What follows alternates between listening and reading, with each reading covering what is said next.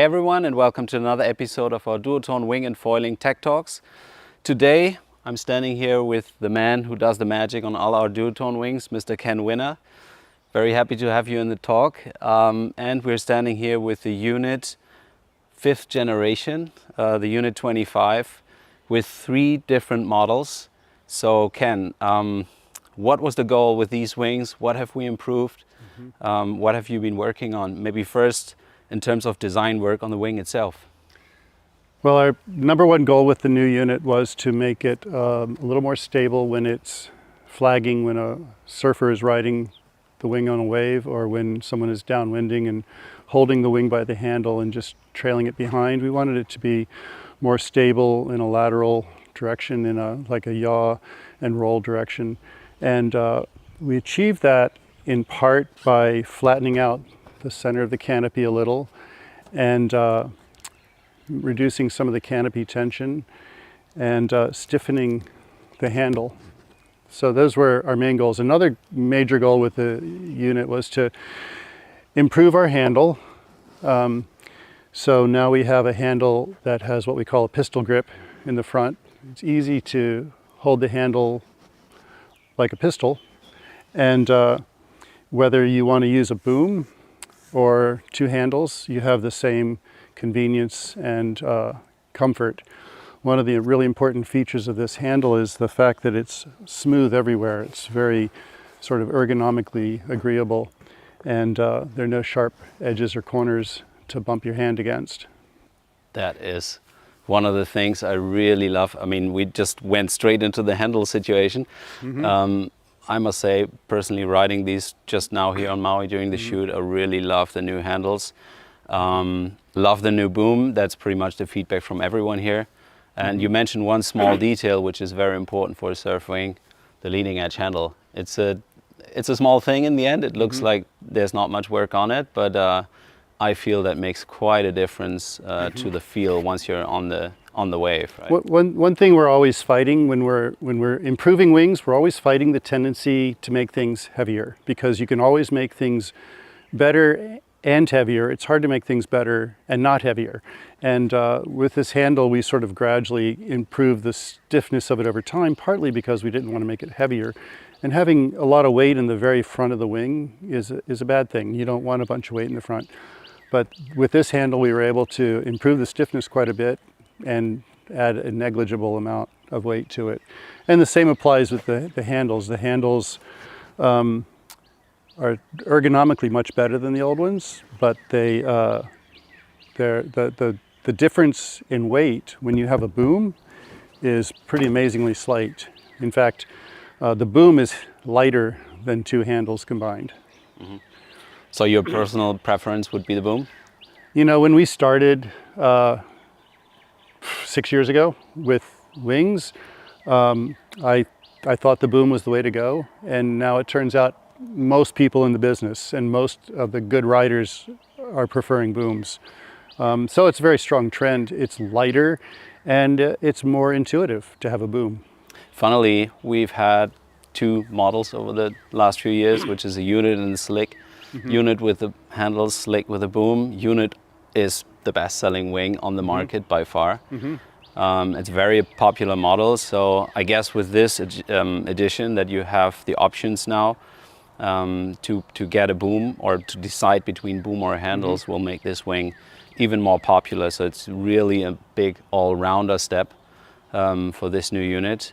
And maybe we want to point out that you guys buy these wings basically without the grip set, so you can opt for either handles or a boom, depending what you prefer. Right, so the customer makes the choice. The customer can put 2 handles on, and you know, there are reasons to put 2 handles on. It's a little different ergonomically. The handle gives you a little different angle on your wrist, so some people are going to prefer that. Another thing is when you roll the wing up with 2 handles, you can fold it in half and it fits in the bag a little differently than if you roll it up with the boom on.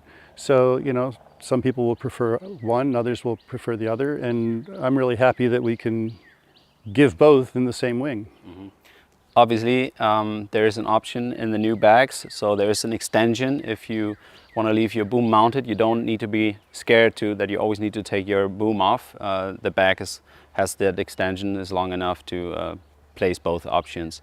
One thing I'd like to point out while I'm thinking of it is the slick has a round boom, but the unit has an oval boom. So the shape of the boom in the hand is very much like the shape of the handles in the hand. So when you go to the boom, you don't give up that oval hand grip.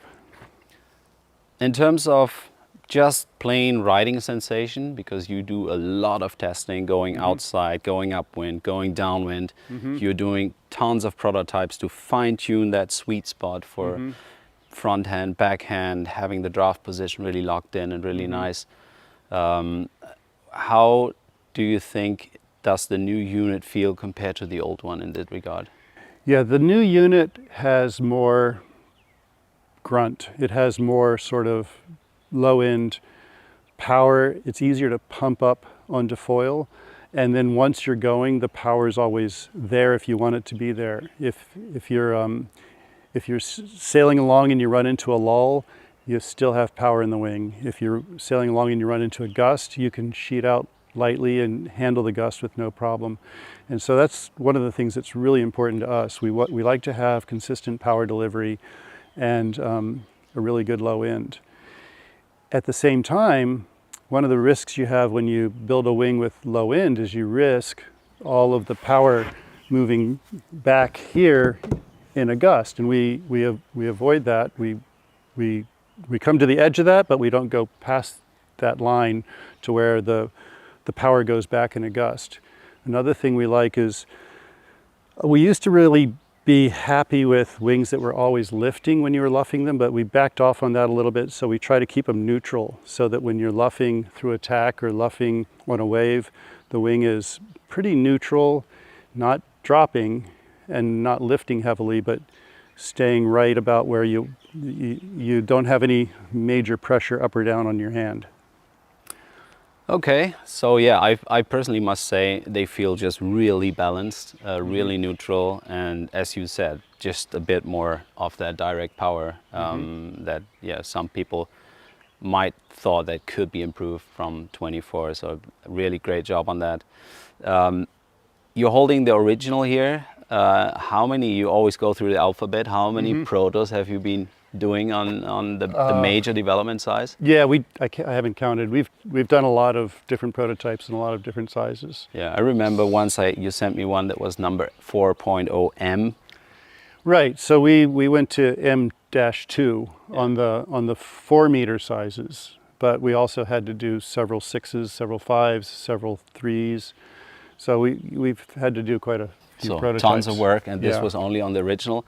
Now talking material play a little bit, there is a new canopy on this. Right, so we went to a slightly lighter canopy material back here. This material is just as durable, just as stretch resistant as our MOD3, but it's a little bit lighter. So we we're able to take a little bit of weight out of the wing by going to a new canopy material. So this canopy is called MOD3 S? Yeah, MOD3 S, and we have our lighter ripstop here. Our Dacrons are the same, but the MOD3 S is a new and an improvement. Yeah, we've tested, last time I was here, we, together with the Spencer brothers, tested tons of different wings, exactly same wing with different canopies. Right. This was the favorite pick from all of us immediately. Yeah. So this was the original. Now we have 2 more models here. Previously we always had just the original and the D-Lab. There was 1 year where we had the Slick SLS. Now we reintroduce the SLS with a new concept for the new unit. This time with the handle configuration. As you can see here, Ken was talking before about the ergonomic handles. We had that already on the 24 model. That's the same on the new ones, just with that pistol grip and the nice smooth angles. So what's the difference? Well, some people, just talking about the handles a little bit more, Some people will prefer the little bit change in angle here between the front handle and the back handle, which you don't get with the boom. So that's an attraction for some people. The main difference between the Unit SLS and the Unit original is that we have, instead of this white Dacron, It's a heavier, stiffer Dacron. it's a heavy, stiff Dacron, which gives the wing more power, more stiffness, more rigidity. But it's also it's a heavier material. So with the SLS, we used Aluula in the center, which is half the weight and has equal stiffness. And in addition to that, we have Penta out here instead of our original Dacron. Penta also is a little stiffer, a little lighter. So overall, the leading edge of this wing is a little stiffer. Now, we didn't want it to be too stiff, so we reduced the diameter a little bit to get just the right amount of flex for the average size rider. Now, a lighter rider might want a little bit less air pressure on this to soften it up a little. Our canopy materials are the same. We have our light Dacron here, our MOD3 S here. And In this case, in the undyed version that we use in all our concept blue right, wings. the undyed version. So we have the recycled plastic parts on the concept blue wings as we had on the slick concept blue. And what I feel, just grabbing this wing, you immediately feel that extra stiffness compared to the original. Almost something that you feel when you're grabbing the D-Lab wing, not quite as stiff. What I found interesting during testing that we had different versions with different settings, different amounts of Aluula in the process. And ultimately we went back to the one that had the smallest Right, amount. we had more Aluula in the leading edge and we ended up with something that seemed a little too stiff. Of course, we could have always made the leading edge smaller, but This was the favorite pick. This seemed really popular, so we went with this. So yeah, I think that's a really great mid-price option, and I think it's very well placed in terms of power and stiffness that you feel to a And a little D-Lab. lighter. And and it's a little lighter. Yeah. There's a bigger weight difference compared to the previous slick SLS. So yeah. Yeah. Then moving on to the top of the range, the D-Lab. I'll take this out of the way a little bit. So what's different here in terms of design? You know, the design concept is the same. The idea to make it better for flagging on a wave, better for flagging downwind, a little smoother and less draggy through attack. Keeping all the other features that we've had on our D-Lab units in the past, which is lower weight, better stiffness, actually better durability, honestly. The Aluula lasts really well, holds its shape really well over time, and that helps the canopy to hold its shape over time. So I think a lot of people think of the D-Lab wing as somehow being more fragile, but it's not. It's actually more durable and holds its performance level over a longer period of time than less costly wings do. The stiffness of the D-Lab makes it really suitable for bigger riders. If they pump it to the specified air pressure, it's going to be quite stiff for them. But a lighter rider can also enjoy it because it has less weight, and lighter riders very often like a less heavy wing. But then a lighter rider would probably use a little less air pressure. My wife, for example, always uses a D-Lab, and we just put a little less pressure in it, and she loves it.